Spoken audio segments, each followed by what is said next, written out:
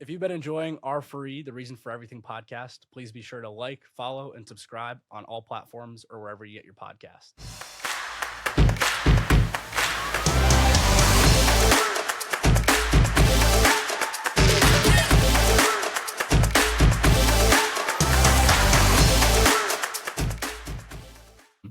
Welcome back to R4E, the Reason for Everything podcast. Today's guest is Justis Mendez. He is the co-founder and managing partner of OneSixOne Ventures. He's repping the shirt on screen if you're watching on video right now. Calling in from San Francisco, meeting with some of his portfolio companies, among other things out there. Justis, welcome to the show, and thanks for hopping on. Hey, thank you for having me. Super excited. I'd love to give you a chance to introduce yourself to my audience outside of the one snippet of your resume title. Yeah, well, I think there's many dimensions to me, but I would say co-founder of OneSixOne Ventures. We're an early stage pre-seed and seed venture capital fund. We invest in enterprise software and government technology all across the United States. So just getting ready to close out our first fund and super excited. So we're young in the game and just trying to hustle as much as possible. So always on the road, which is always also fun. Elephant in the room, as you're going to raise funds, someone looks at you, you're, probably a lot younger than a lot of the LPs you're going to raise money from. I know you're a multi-time founder. What do you say to them? I'm sure that's, something you need to address in those conversations. What's that like for you? Dude, that's actually a really great question. So, I actually make this joke all the time that if I had gray hair, I would have raised probably 50x the amount of money that we've already raised.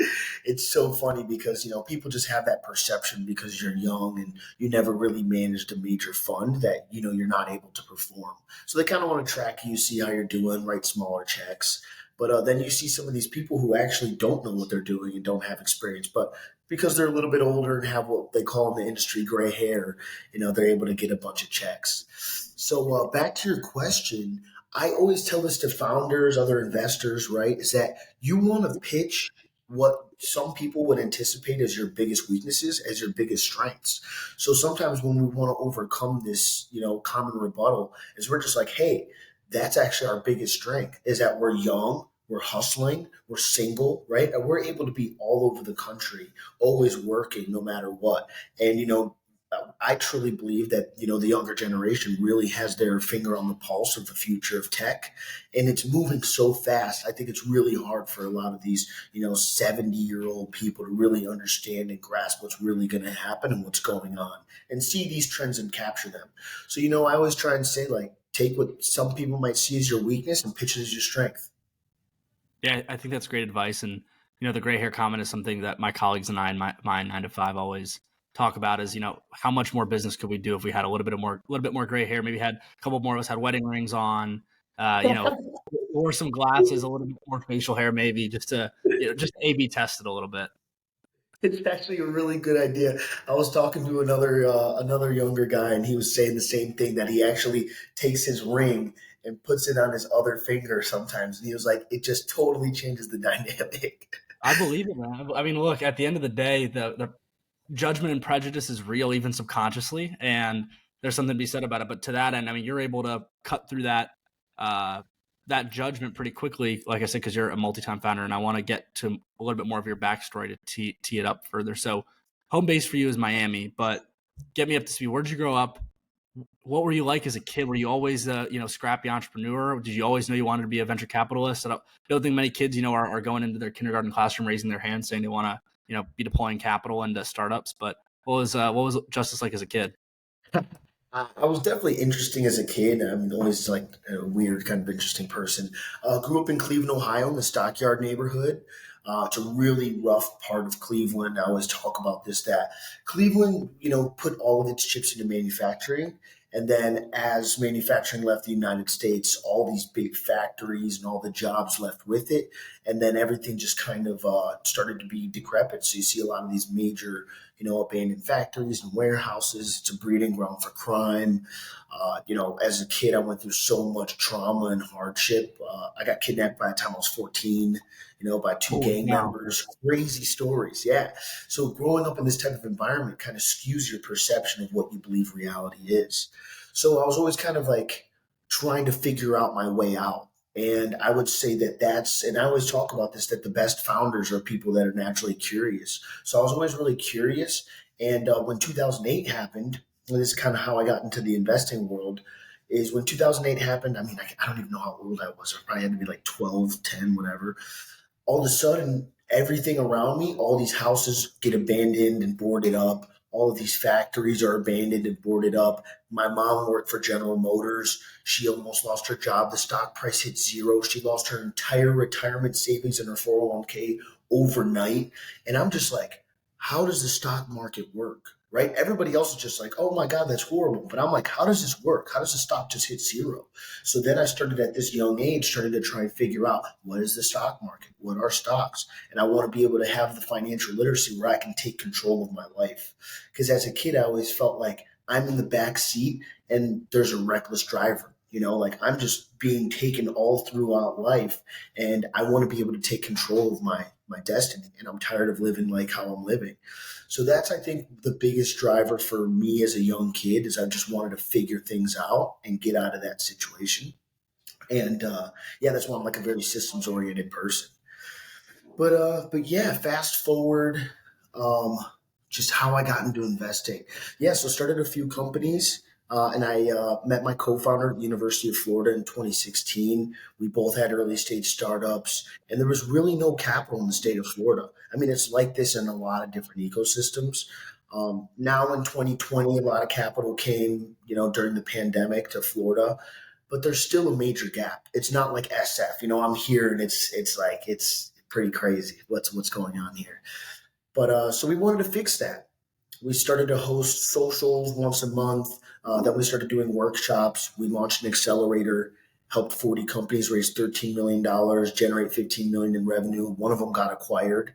And this was like in a year and a half span. And we were doing it for free just because we really wanted to help. Like I always think the people that give the most get the most. So we just wanted to help people out. But then you met Marty for a little bit on the phone. We called Marty, and he's just like, "Hey, man, like I told you not to focus on the money and focus on the impact. But there's $13 million that's been transacted, and you did not make a dime." He was like, "You have to figure out how to monetize this and build a real business." So that's when we were like, "Okay, you're right. Like we need to figure out how to get some equity because these companies are literally getting purchased."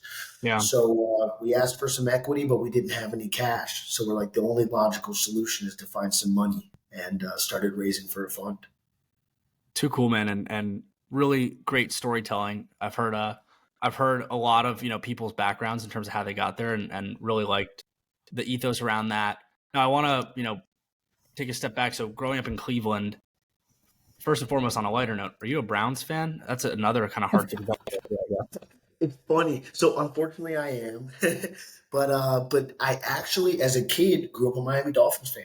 It's funny. I always had this obsession with Florida. My grandfather took me to Florida every summer. He would take me to Florida, and my first trip as a young kid, we went to Miami one time, and I just fell in love. So the Miami Dolphins were actually my childhood football team, and my room was painted Miami Dolphins colors. I loved Ricky Williams, Dan Marino, Zach Thomas, all these guys. So like, yeah, that was my team growing up. That's an awesome full circle story there. Being based in Miami now, and so you get out of Cleveland, you make your way down to Gainesville for undergrad. Why University of Florida? What was that decision process like for you? Why'd you end up So picking there? yeah, so I met some friends actually, and I met them randomly through happenstance. And I met them, and they were all like alumni or just then graduating, and they were the ones that convinced me and also promised to take me under their wing, which I think just completely changed my experience and my trajectory because I came in at early 19, at the age of 19, having these great connections with all these alumni, people who've already graduated. Their families were very well off. They all had businesses and companies. So it made things like completely different experience than if I were to just go there without knowing anybody. Yeah. And as you can imagine, it's like the Ivy League of the South. So it's like, I mean, there's amazing people there for sure. Oh yeah, man. And you were there during a pretty cool time from a sports hierarchy perspective too. I really don't talk about sports that much on this podcast, and this is like the third reference I've made so far. But I really truly know anyone that knows me. But you ended up seeing the benefits of both the basketball team doing well, the football team in the 2000s. And so you go down to Gainesville, you build, essentially what was probably like an accelerator where you guys just weren't getting any equity at that stage. You meet with Exactly. Marty. He advises you guys to, get some chips on the table so you can help, put money in your pockets, food on your all's tables. How old were you at this point? You're probably like what, 20, 21? No, so we started hosting the events in 2017. How old was I? Man, it probably had to have been, I know I was probably 21, 2021, maybe Okay. 21, 22 when we started doing the event stuff. We launched the accelerator not too long ago. That was 2020. So, and now I just turned 29 in September, and we launched the fund in 2022. So I'm sure Excellent. you're Yeah. thinking about it. But Yeah. And so while your co-founder's name is it Pablo? Is that right? yep, Pablo Castellanos. Yeah. So you and Pablo were both startup founders. Probably weren't that. Were there a lot of? Was there a big kind of startup-y community at UF? That's the craziest part is that there is. There's a bunch of kids working on really cool stuff. There's a bunch of really smart people, and there's no capital and no like Mm. formal programs either. So this is what blew our mind is we're just like there's 13,000 engineers from a broad scope of computer science, data science, mechanical, chemical, like everything you could think of. But there's nobody that's putting these people in the same room and saying, "Hey, let's build something. Hey, let's deploy some capital. Let's write some small checks." Like these people, there's absolutely no capital. You could write a $10,000, $20,000 check, maybe get 5, 10% of the company. Like they're desperate for capital. And also out here in Silicon Valley and SF and New York, even Miami, like the rent is crazy, right? It's really Yeah. hard. The cost of living is difficult. But in a place like Gainesville, I mean, your rent can be $800, $600. So, and the food is really cheap. So long term, our strategy is really lock down Gainesville and UF, and use it as a springboard for the fund. Obviously, invest out outside of this network and market, but we think like the Gator Network and the University of Florida is like an untapped resource that's really going to be like the next Stanford. I want to get back to your entrepreneurial journey here in a moment, but it's an interesting thing you just brought up because I feel like, especially, I mean, we're filming this. This is January 25th. We're filming this. So it'll air here in a month or so.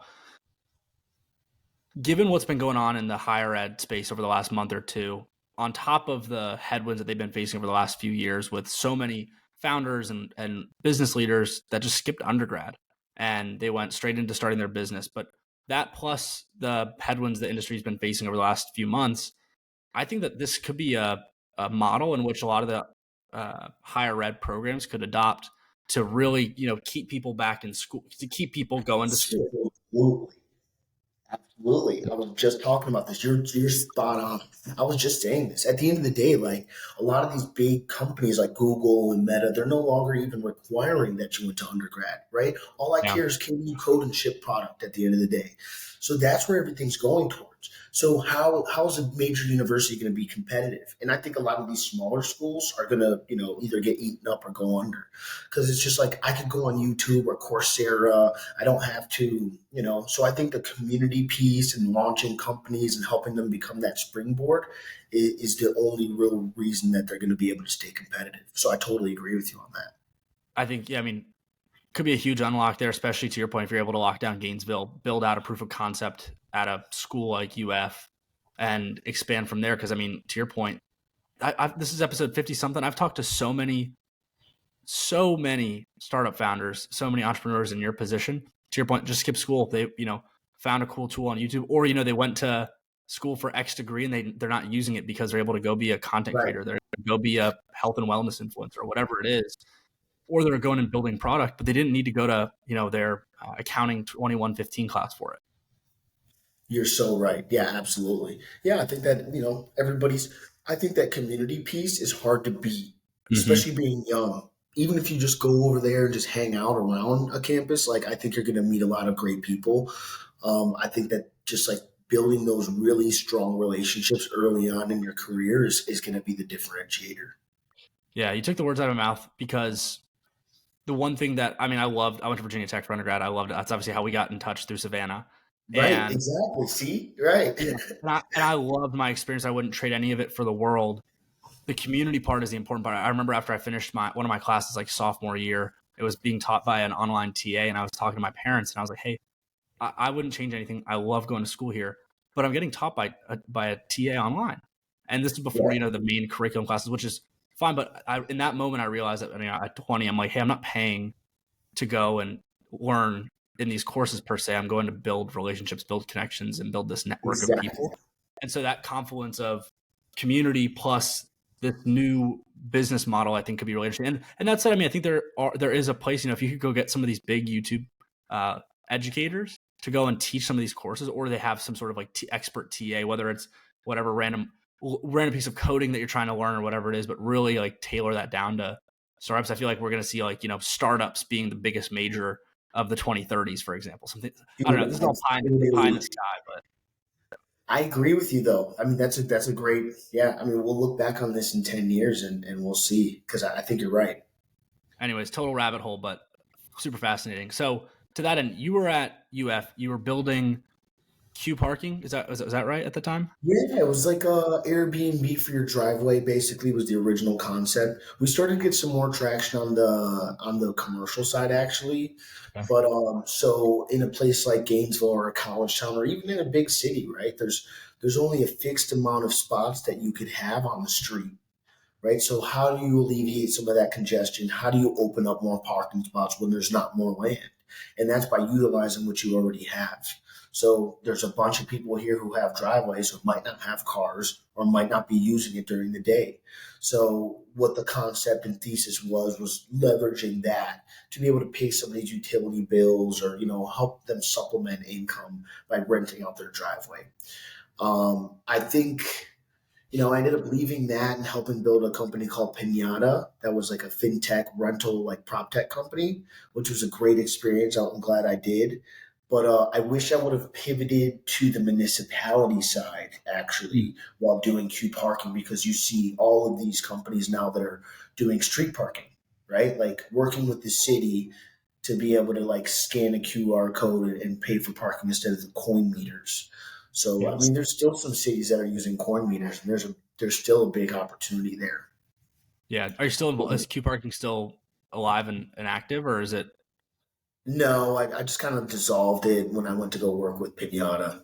okay? And then what was your journey like wrapping Pinata up as you were building the accelerator and getting 161 started?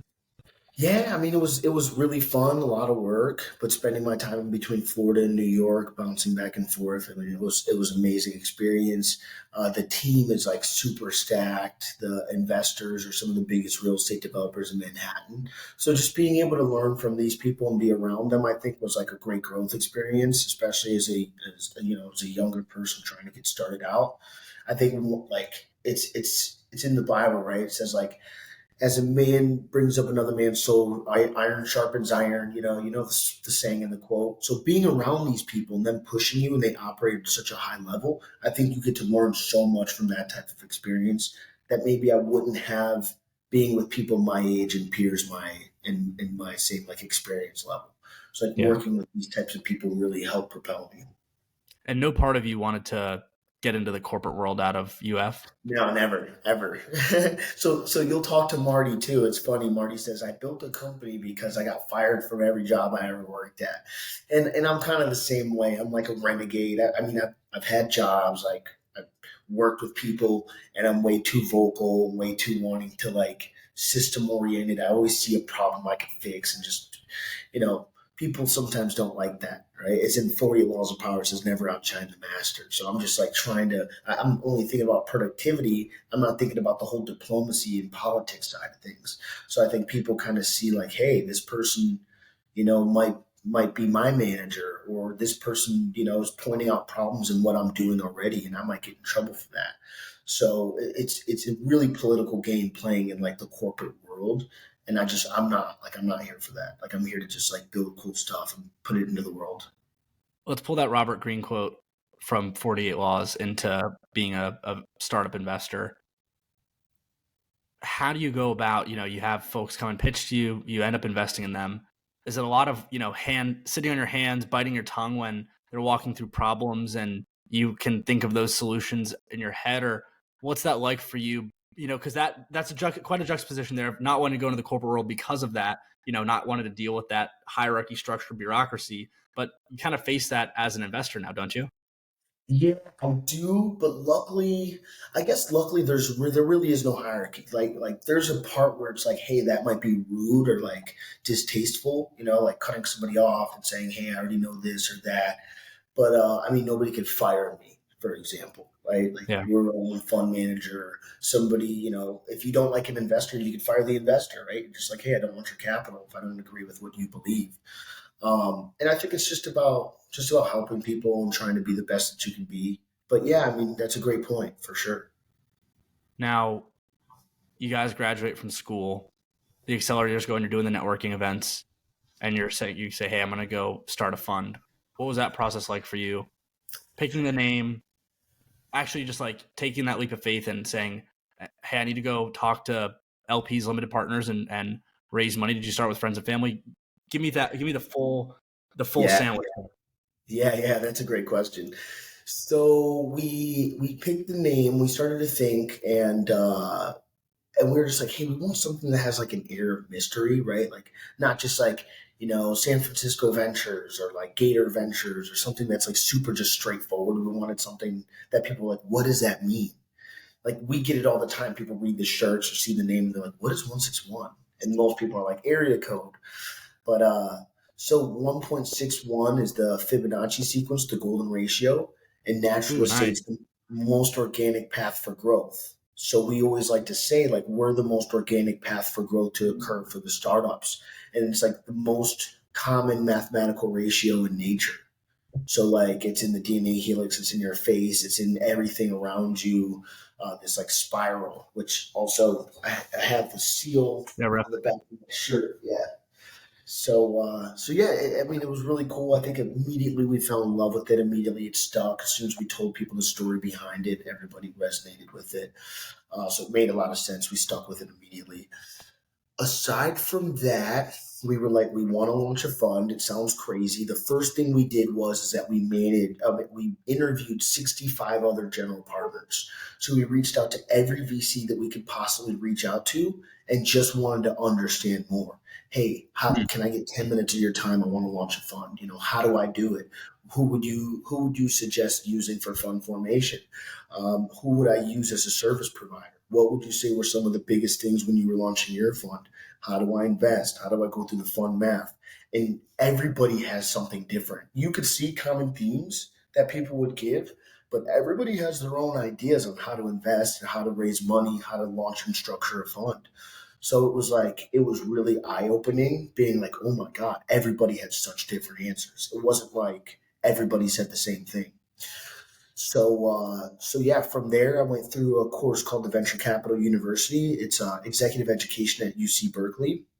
That also really helped give. I would recommend that to anybody who wants to get into venture investing. It's an amazing program. You can take it virtually, you can do it in person, and then there's also like an alumni Slack channel where you can stay in touch with like 1,500 other people. I met some amazing people through the program. I'd done deals with some of the people in the program, so like I would definitely encourage that as like a good base level.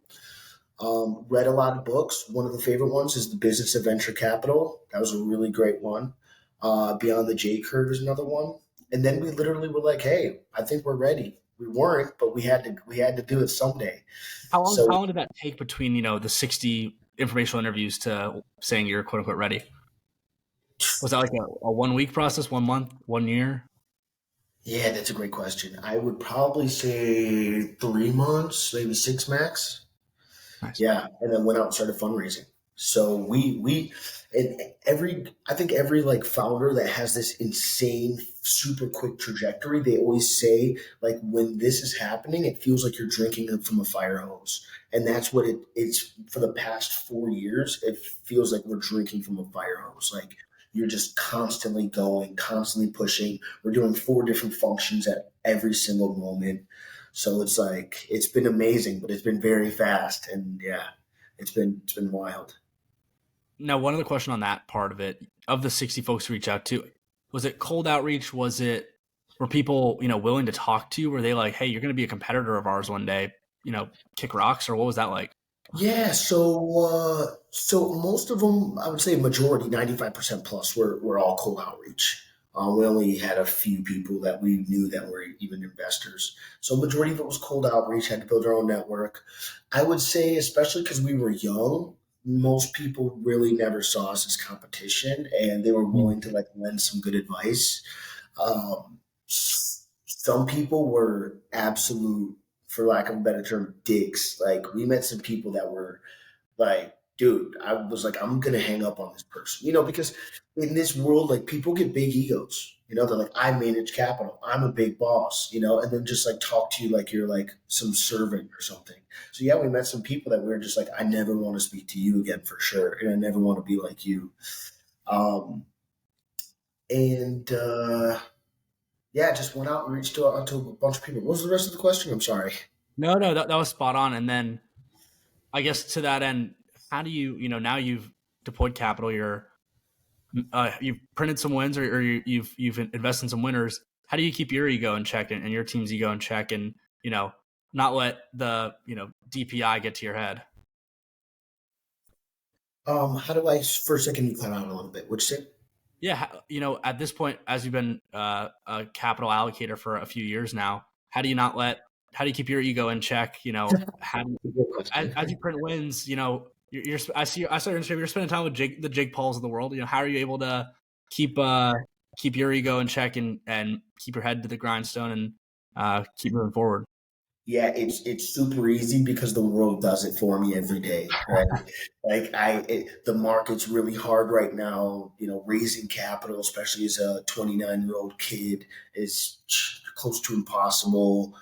Finding the best companies and competing with the biggest funds is really difficult. So at the end of the day, like the market and the world, like keeps us humble because like we're hustling at every single second, and as soon as we stop doing that and think that we made it, the only way is down. Like we're Yeah, definitely not at the top, and we want to never think that we're at the top because the second you stop and think that you're at the top is the only other way to go is down. So we're just like, hey, we're just getting started. We're just scratching the surface, and we never ever look at ourselves like, oh my gosh, we made it. Right now, we're like, hey, we're now we're laying down the foundation. We're not even building yet. We're just now building the foundation. So yeah, it's like we're nothing.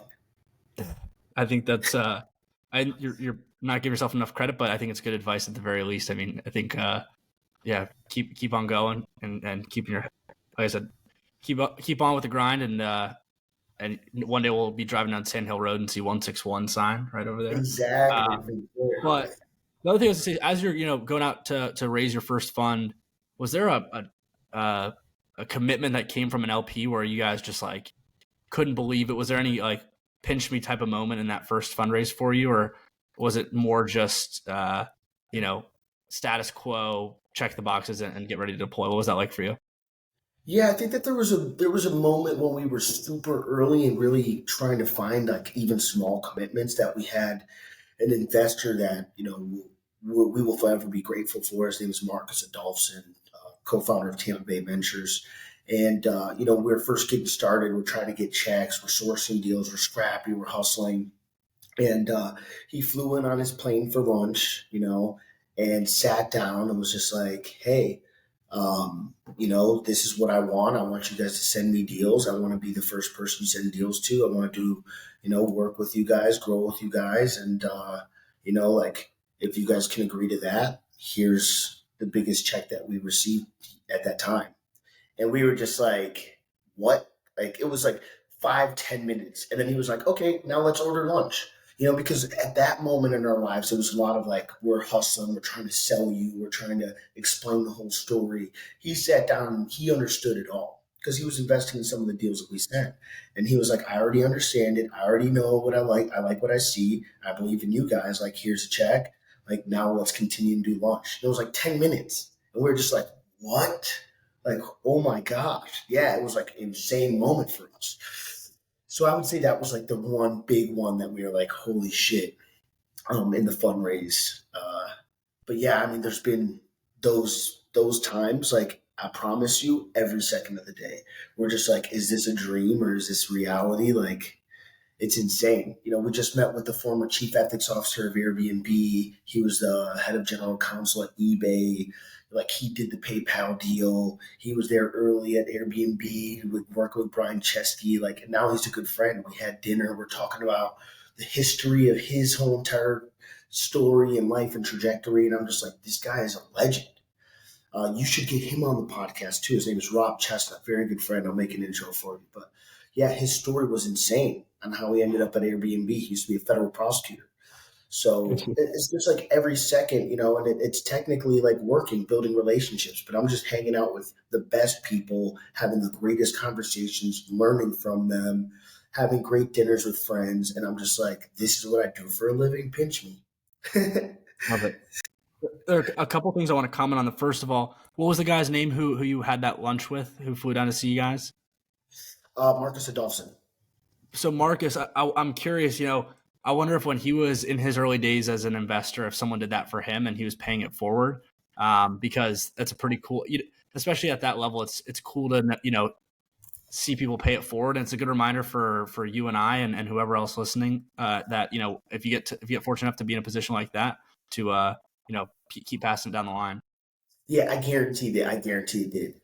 People like that, they always say, like, I had somebody do it for me. And to be honest, I've had people do it for me and they made me make that promise. I was like, hey, like, why are you looking out for me? Like, I'm just getting started. I don't really have much to offer. They're like, all I want you to do is to do it for the next kid if you can.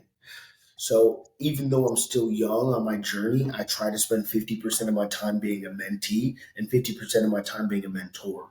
So I really try and seek people out who are hungry, who deserve it, and go and help them, guide them, make intros for them, and just be along on their journey. And because people did it for me, they didn't have to. One thing I admire about you and just listening to this conversation from my end of the screen here is your, I guess, one, humility, and then two, I think, self-awareness and recognition of, where you are and the gratitude for where you are. I feel like a lot of people, to your point, that are in your shoes, deploying large amounts of capital, can be on their high horse, lose touch, and not realize how lucky they are in the grand scheme of things, and even in your own little microcosm of investing. And so, yeah, I feel like that's just in and of itself a great lesson from this one. Is just like, I really appreciate how self-aware you are of how fortunate you are to be where you are right now. Not from any lack of hard work by any stretch of the imagination, but just for, being able to, I feel like you're really enjoying what you're doing, which is cool to witness, Thank you so much. Yeah, earlier, even just walking down the stairs, they were playing Polo G when I was walking down the stairs. I'm getting ready to hop on the podcast. I'm like, dang, life is good. We're going to go to dinner after this at an Argentinian steakhouse with a bunch of other friends and investors. And yeah, life could not be better. I couldn't ask for more. But once you kind of lose that, I think the world has an interesting way of humbling people. I think that you have to keep that humility, or else you're going to lose it. It's a law of attraction, right? I had a guy on my show. I think I think we have a mutual connection in Jake Ponskier down in Miami. But yeah, Jake, yeah, I had him on the show, and he told me about the red car theory, which I'd never heard about before. And yep. it's the idea of, if someone says, hey, every time you see a red car, I'll give you a penny, you're going to see a lot more red cars. And it's that idea of having an attitude for gratitude. And as soon as that turns off, it's pretty easy to get in your own head and see a downward spiral. But as long as you kind of see life with that lens, I feel like it's a self-fulfilling prophecy. I'm really big into like some of these like ancient wisdom things, like some of this who's been like some of these ideals that have been passed down for thousands and thousands of years. And one of them that I heard is that when you're in a state of gratitude, you're in the state of receiving, and when you're in the state of receiving, more will be put upon you and given to you. So, like, let's say I were to give you a gift right now. What would you say? Thank you, and then I send gratitude back to you. Correct. You'd say thank you, right? So, like, when you're in that state of like thank you, more will always start to come towards you because you're in a state of receiving.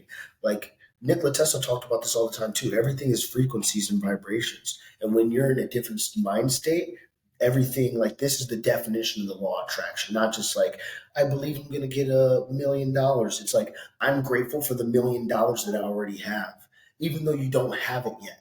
It's like you're already in that state of receiving and you're drawing things towards you instead of trying to push it and externally grabbing it. And I'm looking down at my bookshelf here, and your you're preaching to the choir right now. I've talked about this sort of stuff a bunch on this show, and it's cool to talk to someone else that doesn't think it's all woo woo, because I fully subscribe to that stuff. Yeah, good. I mean, look at you. You're killing it. So like how it's undeniable. Like if it didn't work, you wouldn't be in the position you're in today and saying here. So it I hear definitely works. And this is like the reality. Now you mentioned, the self-help type of books, and we're talking about frequencies and vibrations. Do you truly live up to the VC stereotype? Are you doing cold plunges? What's your, routine, like you're traveling a bunch, but how do you stay fit, healthy mind, healthy body while you're on the road, raising your fund, deploying capital? What's that like for you? Yeah, for sure. 100%. I do, but I was just speaking about this the other day. I think these high performance individuals in business, both on the founder side and the VC side, just in business in general, I like to think that the best ones are similar to athletes, right? You're very disciplined. You take care of your body, you take care of your health, you take care of your mindset. You have this routine, and and that's why you perform. And at the end of the day, when these people get out of business, just like athletes, they're like, well, what do I do now? So that's why these people, they stay in the business till 80, 90, 100. It's like them, it's their life.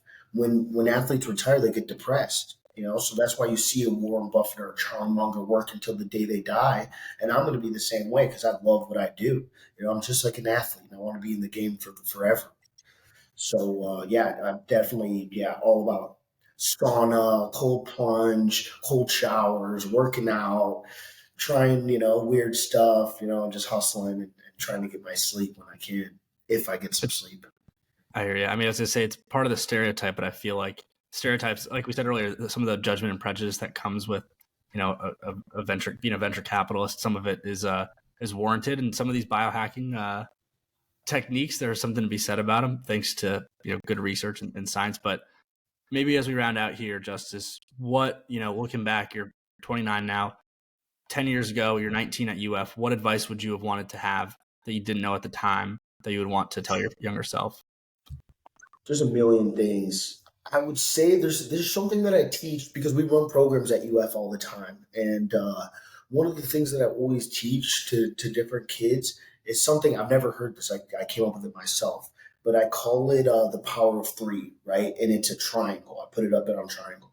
So what you always want to do is every quarter, which is also 3 months, right? Once a quarter, you want to find three mentors. This is the top of the pyramid. So you want to find three mentors and connect with three new mentors, people who have what you want. It could be in health, it could be in wealth, it could be in spiritual, it could be anything you want. Three people that have what you want, start to learn from them. Actively tell them, hey, I'm seeking mentorship, right? And find those three people once a quarter. Then find three peers who are on a similar, stage in their life and what they're doing, experience level, and make sure that you connect with them as active and on and often as possible. So then three peers. Then find three mentees, people who are a little younger, a little behind in their career, somebody who could potentially be something. And every quarter connect with three new mentees and start to teach them. If you continue to do this once a quarter, for a year, 3 years, 5 years, there's no way that you're not going to build this insane network and insane just kind of like life where you have this really great group of mentors who can continue to teach you, connect you, all your peers who are on your same level you can do business with, do deals with, and then the up and coming new blood who will forever remember you because you helped change their life and you helped put them in a position. Damn, that's super good. I have a ton of thoughts and questions around that, but I'll spare you for now because that's gonna be top of mind for me for a while. I mean, even over the span of a year, if you're getting 12 people to, advise you across the, or I guess at that rate, you're having 12, 12, 12. That's just, to your point, adding to your network. And it's not just the superficial like connections and follows on social media, but it's true relationships. To your point, the compounding benefit and just relationship goodwill you get from all sides of that triangle by, a year, 5 years, a decade from then.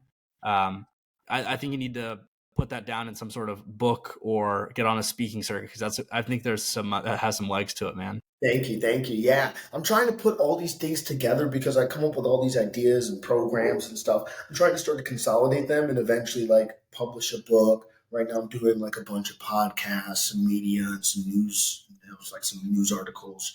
But eventually, I definitely want to do a lot more public speaking and like really help out with workshops and change people's lives if I can. I love it, man. You're already doing it now. And to that end, we're almost a month into 24 right now. What's top goal for you personally this year? Top goal for you for 161, and we'll round out here. Perfect. Yeah. Top goal for me personally is do a lot more community stuff. So this year I'm launching a nonprofit with one of my friends who just got out of prison. He was there for 10 years. We grew up together. Unfortunately got involved in a lot of gangs and gang violence and stuff. It runs rampant where we're from. So it's hard to escape that. And unfortunately, that was actually one of the biggest deciding factors for me to get out of Ohio also. It was just, he was on first 48, high profile gang murder, and there was just a lot going on, and I wasn't safe. I had to leave to seek safe asylum. So, now that he's out, we're really trying to help the at risk youth. Through like the high schools and middle schools, and then also want to help returning citizens, which are people who were previously incarcerated, helping them teach leadership, financial literacy, get them reintegrated into society, and then with the youth, show them like, hey, there's a different path. You can still be cool. I still wear sneakers. I still, am the same kid from 52nd, Denison, and I don't have to lose who I am as a person and sell out to be successful and be at these tables and be able to be, creating value. So for 2024, I want to do a lot more community stuff. I want to help as many people as possible, and that's where I'm focused. As far as 161, want to do more deals, want to raise more capital, and just want to continue to build the brand. So we're really focused on events as an engine for us because we're more of like a platform in a community first, and then a fund just happens to be there. And that's how we kind of like to think of it. So I really want to spend my whole entire year in between Miami, New York, and SF. So it's going to be fun. I love it. Well, I want to give a huge shout out to Savannah Paget for connecting the two of us in the first place. I'm really glad we were able to do this. Justis, for those who want to get in touch with you to either learn more about you or your journey, to learn more about 161 and just stay in touch with you, where's the best place for them to find you? Yeah, it's Justis Mendez on both Instagram and LinkedIn. I think those are the two best ways to get in contact with me. It's Justis instead of ICE. And yeah, I'm always willing to hop on a call, always willing to, give back, mentor, be mentored. So yeah, just reach out to me and I'll for sure respond. You heard the rule of three, folks. He's looking for 3 mentors and 3 mentees, or 3 peers. So hit him up. And yeah, Yeah. Justis, thanks so much for the time, man. It was awesome to chop it up with you.